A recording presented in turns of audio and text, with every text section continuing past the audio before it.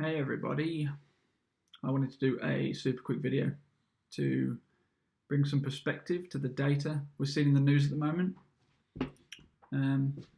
Hopefully this might put a few people's minds at rest.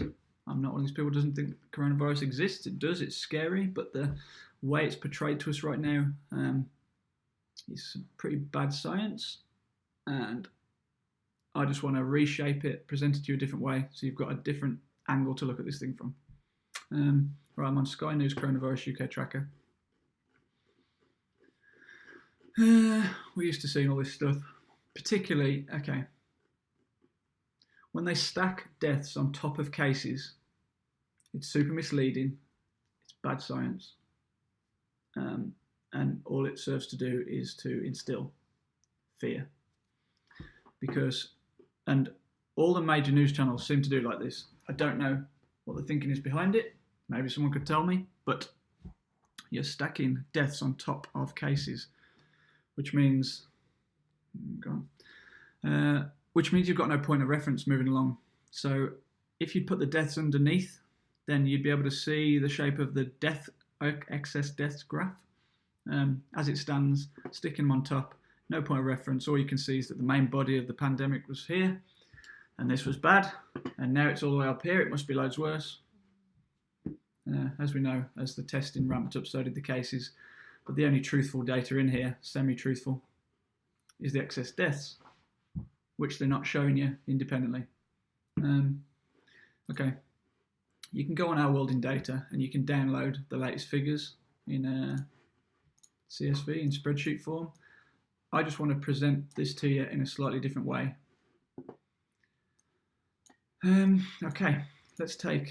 Let's take the excess deaths for all dates for the UK to date. I'm going to just be nerdy for a few minutes, but hopefully what I end up with is going to be insightful. Right, we've got the date and we've got the reported deaths. That one is. Okay, cases, same dates, so the data lines up. That's good. UK, copy. Where are we? Over here. And this one is the reported cases.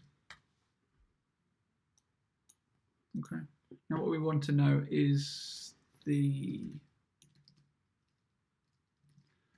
percentage of deaths to cases. We'll see why in a sec. So what do we want? We want that divided by that.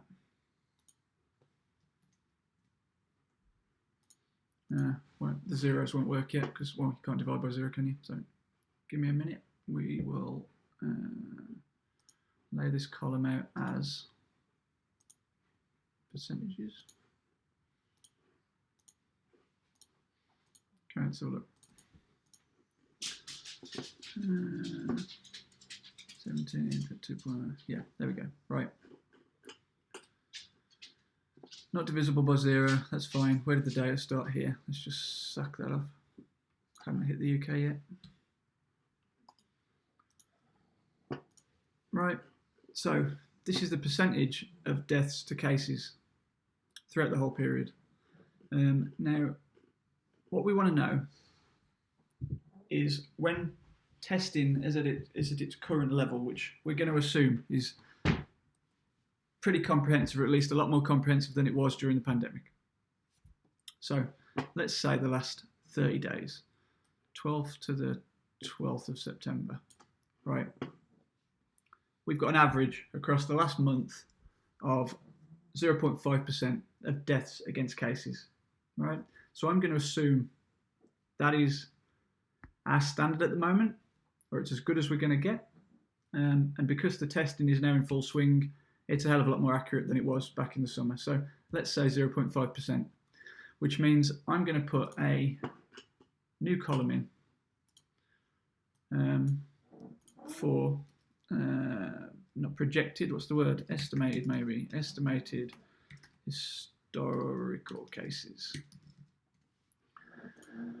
Now I'm going to use that 0.5%, which is my average over the last month, and I'm going to say if it's 0.5, then 200 times the cases is 200 times the deaths is probably the amount of cases as a give or take. So let's go equals deaths times 200.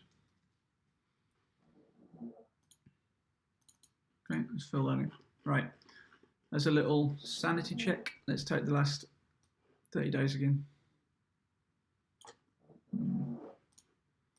30 days of my projected cases, 243, quarter of a million, give or take. And the last 30 days of reported cases, 245, 2,000 in it, right, give or take, sanity check. With the current rate of testing, we're about 200 times, and that ties up with the reported figures, so I'm happy. Now, what I want to now portray is what would the cases have looked like back in the heart of the pandemic if testing was at the level it is now. Because this is what no one's showing us, and it's what we need to see to have a valid representation of how we should feel about where we are now compared to the summer. I haven't done a graph in Excel for a long time. Right. I want to see date, I want deaths, I want cases. I don't want percent, I want the historical cases. Right. Recommended. See what we've got. Right. Yeah, here we go. Right. Let's have a look at this. All right, here we go. Here we go. Right. What this is showing, the orange is the reported cases that we're used to seeing in the news, reported cases. The tiny slither of blue down the bottom is the deaths that go alongside those cases. Okay. And the grey, which is much more in sync now that testing is in full swing down the far end, shows what the cases would have looked like back in the summer. So this is actually a much closer representation of how we should feel about where we are now, because we're only being shown the orange bit and the blue bit, but that grey bit shows real perspective to where we are now compared to where we were. If you follow what the news is telling you, they're saying this could be the start of a proper second wave, and they're implying, can I scribble on this? They're implying shapes. They're implying we might be going like this and having a second wave. Whereas in line with past flu breakouts throughout the world, similar, not epidemics because I haven't had one for a while, but similar flu outbreaks. It's going to look much more likely to be like a normal flu season that goes up and goes over and goes down and tapers out. We will see. Maybe I'll update this video in coming months and see which graph we're on. I don't know, but I just wanted to present this to people.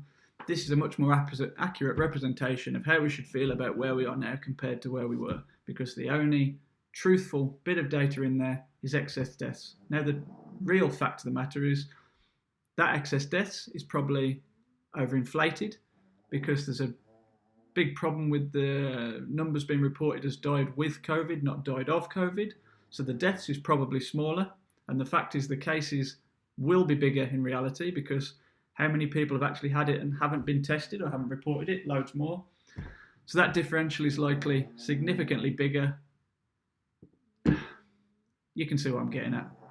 There's a new way of looking at it. I hope this helps some of you. See you later.